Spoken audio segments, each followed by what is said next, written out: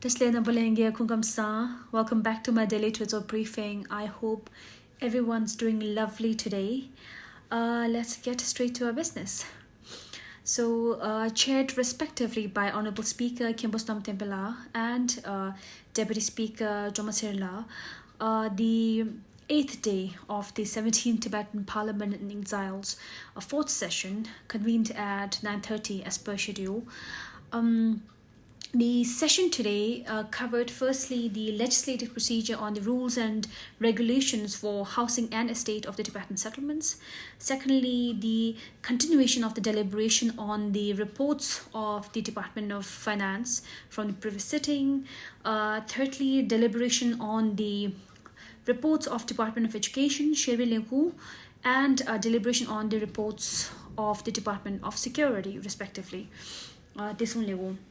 So, Honorable Sikyong Pembatsilla, the incumbent Kaling of Department of Homes, proposed amendments to some articles in the Rules and Regulation for Housing and Estate of Tibetan Settlements. It's called Tsenju Phumi Shijaka ki Sagan Dagzintha Pejechejo ki Dikshi.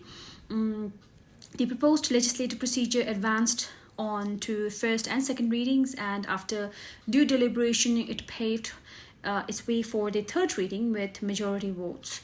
Tueto continued with deliberation over the undertaking of the Department of Finance from the previous sitting. Sikyong Pembatsirla, the incumbent Kale of Department of Finance, duly answered all the questions raised by Chitus. The deliberation topics ranged from queries on the Tibetan voluntary contributions, Ranzilate, criteria and conditions for small business loans, and others, which were all duly answered by Honorable Penjo Kanwe. So, as per the list of business, report presentation and its assessment by Trezo, Kalu Thalam Domala tabled the concise 2021 to 2022's annual report of the Department of Education, Sheri Leku. This was followed by the presentation of Standing Committee's review of the detailed annual report of the Department of Education of 2021 to 2022, which was submitted about a month back to Chidugule. With the motion for debate, Chidus began its deliberation on the department. The deliberation topics ranged from provision of nutritious meals for health and development of children in Tibetan boarding schools to educational book printing, increase in its number, incorporation of Sambota schools under Sherik, fee increment of the teachers of the schools under the department, and individual perception on social, emotional, and ethical learning, that's SAE learning, and various other issues which were all duly clarified by Sherik Kalu.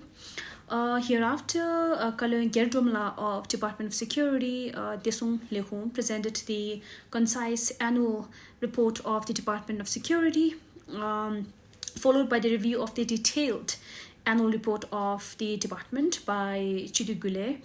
The deliberations for the department ranged from appreciation for the high level of security provided for His Holiness the 14th Dalai Lama by the central and state government of India, at the department as well, the difficult procedure of obtaining exit permit and return visa for the identity certificate holders, request for a swift action on ensuring every Tibetan gets a registration certificate, misinformation and disinformation created online causing disharmony and restlessness in the Tibetan community.